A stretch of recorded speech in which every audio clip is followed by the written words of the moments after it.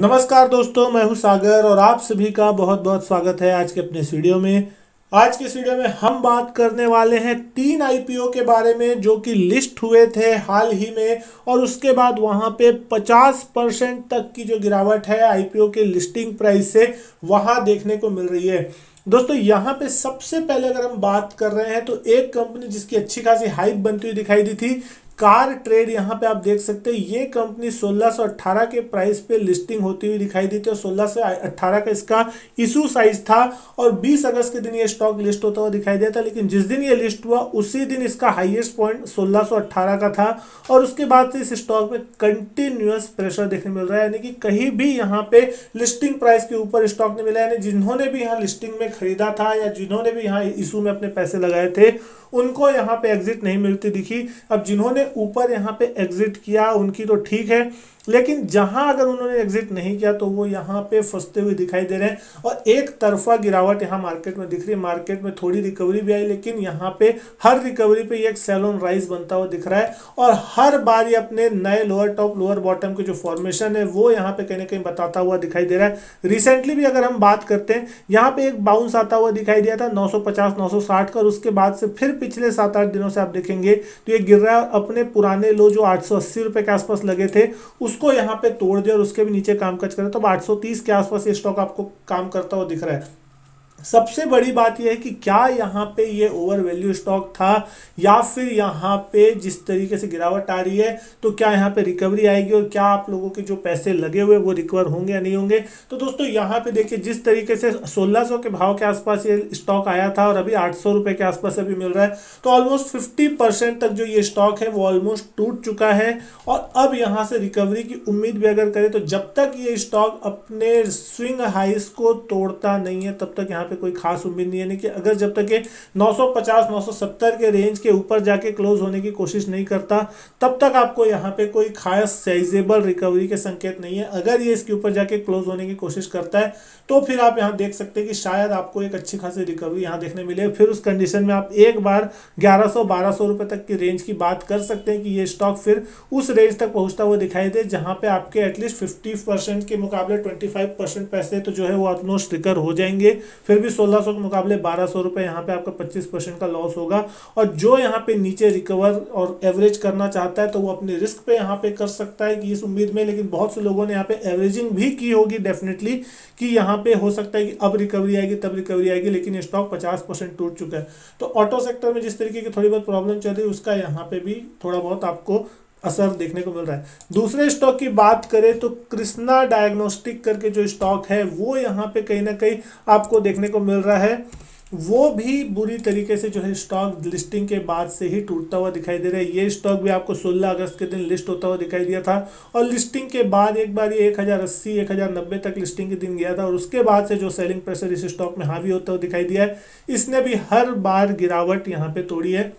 बीच में जिस तरीके से ओमिक्रॉन की न्यूज़ आई थी और लगा था कि फिर से टेस्टिंग बढ़ती हुई दिखाई दे रही, तो यहाँ पे एक थोड़ी रिकवरी आती हुई दिखाई दी थी और यहाँ पे स्टॉक कहीं ना कहीं एक बार 790 के आसपास जाता हुआ दिखाई देता, लेकिन उसके बाद से फिर से लगातार स्टॉक में सेलिंग प्रेशर है। इस स्टॉक में अगर आप यहाँ पे देखेंगे तो एक डबल बॉटम का जो फॉर्मेशन है वो कहीं ना कहीं एक बार 630 के रेंज में बनता हुआ दिखाई दे रहा है। तो अब स्टॉक जो है 660 के आसपास कामकाज करता हुआ दिखाई दे रहा है। आज के दिन 630 इसके लिए एक बेस का काम करेगा। 630 के आसपास अगर ये आता है और वहां रुकता है तो ठीक है, अदरवाइज यहाँ से अगर नीचे जाता है तो यहाँ आपको गिरावट फिर से बढ़ती हुई दिखाई दे सकती है। ये स्टॉक अगर यहाँ पे अपने स्विंग हाई जो कि अभी रिसेंटली लगभग क्लोजिंग बेसिस पे भी अगर हम बात करते हैं 750 के आसपास का लेवल, यानी कि अगर 750 के लेवल को निकाल लेता है और उसके ऊपर जाने की कोशिश करता है तब जाके आपको यहाँ मान सकते हैं कि यहाँ पे फिर शायद अब एक रिकवरी आती हुई दिखाई देगी और उस कंडीशन में फिर आपको ये स्टॉक एक बार 900-1000 रुपए की रेंज में जाता हुआ दिख सकता है। जो इसका इशू प्राइस था 954 रुपए के आसपास शायद ये अपना इशू प्राइस था इस स्टॉक का, और वहां से अभी ये स्टॉक भी लगभग अच्छी खासी गिरावट दिखाता हुआ नजर आ रहा है। तो ये स्टॉक में भी बहुत से निवेशक जो है जिन्होंने फंसे हैं वो अभी तक एग्जिट यहाँ पे उनको नहीं मिली है। तीसरे स्टॉक की बात करें तो जिसकी सबसे ज्यादा हाइप क्रिएट हुई थी पेटीएम के आईपीओ की। पेटीएम का आईपीओ 2000 के ऊपर के प्राइस पे आता हुआ दिखाई दिया था और उसके बाद इसकी तो लिस्टिंग ही नीचे हुई थी और उसके बाद 2 ही दिन में ये आईपीओ लगभग अपने लोएस्ट पॉइंट के आसपास यानी कि 1271 का लो इस स्टॉक ने बना दिया था।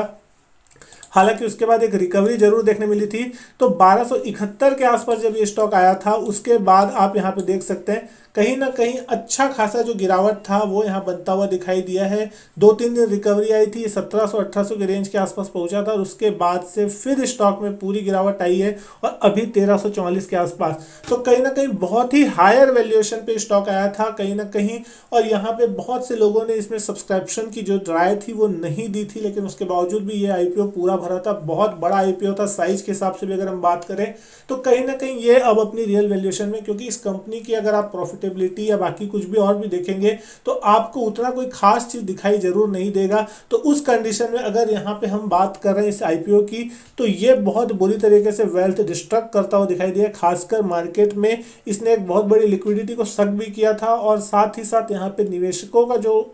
भरोसा है वो भी कहीं ना कहीं आईपीओ मार्केट से थोड़ा खट्टा होता हुआ दिखाई देता है, क्योंकि यहाँ पे जिस तरीके से गिरावट आती हुई दिखाई दी, निवेशकों के लगभग 30-40% जो कैपिटल है ऊपर से वो साफ होती हुई दिखाई दी है और एक भी ऐसा समय नहीं आया यहाँ पे कि उनको एग्जिट मिले। अब ये बात अलग है कि 2 दिन में गिरावट आई होगी, नीचे किसी ने एवरेज किया तो उन्होंने यहाँ 1-2 दिन में अगर माल सेल किया होगा अपना तो किसी ने प्रॉफिट बुक कर लिया तो अच्छी बात है, लेकिन वहां पे जो लोग फंसे होंगे वो फिर से यहाँ नीचे की तरफ जाते हुए दिखाई दिए और उनके पैसे भी रिकवर होते हुए फिलहाल नहीं दिखाई दे रहे। तो यहाँ पे अब कितना समय लगेगा ये वक्त बताएगा। और यहाँ पे दोस्तों सबसे इंपॉर्टेंट चीज ये है कि अगर ये स्टॉक 1300 रुपए के आसपास फिर से लेवल को नीचे की तरफ तोड़ने की कोशिश करता है तो कहीं ना कहीं फिर आपको यहाँ पे गिरावट जो है और बढ़ती हुई दिखाई दे सकती है। नहीं कि अभी 1300 रुपए के आसपास के सपोर्ट के आसपास ये भी चलता हुआ दिख रहा है। 1300 रुपए का अगर सपोर्ट होता है, क्योंकि ज्यादा लंबे चार्ट है नहीं, अभी मुश्किल से नवंबर के आसपास इस स्टॉक की 18 नवंबर को लिस्टिंग हुई है, तो ज्यादा बड़ा कोई आपके पास चार्ट है नहीं।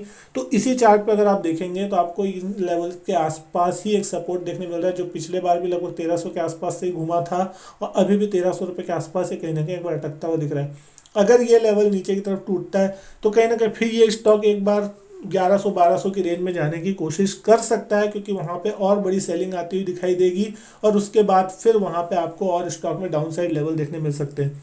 तो कहीं ना कहीं जिस तरीके से आईपीओ का जो सीजन चलता हुआ दिख रहा है, एक के बाद एक कंपनियां अपने आईपीओ लाते जा रही है लगातार, और उसके बाद किसी भी अनाप शनाप लेवल पे लिस्टिंग जो होती हुई दिखाई देती है, तो कोई अच्छी कंपनियां जिनकी लिस्टिंग में अच्छे खासे गेन भी होते हैं, लेकिन कुछ ऐसी कंपनियां जो कि बहुत ज़्यादा ओवर वैल्यू होती है, लेकिन हाइप के कारण वहां पे सब्सक्रिप्शन भर जाता है, लेकिन लिस्टिंग के टाइम और मार्केट अगर थोड़ा भी खराब है तो वहां पे उन स्टॉक्स की जबरदस्त पिटाई हो रही है, जहां पे थोड़े भी प्रीमियम वैल्यूएशन मिल रहे हैं या मार्केट को लग रहा है कि उनकी उम्मीद से ज्यादा है, तो वहां पे पिटाई होती हुई दिख रही है। तो दोस्तों जब कभी भी आप आईपीओ में इन्वेस्ट करते हैं तो ग्रे मार्केट की खाली प्रीमियम देख के आप इन्वेस्ट ना करें, क्योंकि शुरू में ग्रे मार्केट प्रीमियम बहुत ज्यादा होती है, लेकिन जब तक लिस्टिंग का समय आता है किसी भी स्टॉक में तब तक अगर मार्केट की कंडीशन और थोड़ा बहुत इधर उधर कुछ अगर देखने मिला तो सडनली वो प्रीमियम डिस्काउंट में हो जाती है और उसके बाद आपको बहुत ही ज़्यादा नुकसान उठाना पड़ता है। तो आपको सिर्फ और सिर्फ अच्छी फंडामेंटल वाली कंपनियां उसमें इन्वेस्ट करना चाहिए। सिर्फ देखा देखिए किसी के कहे पे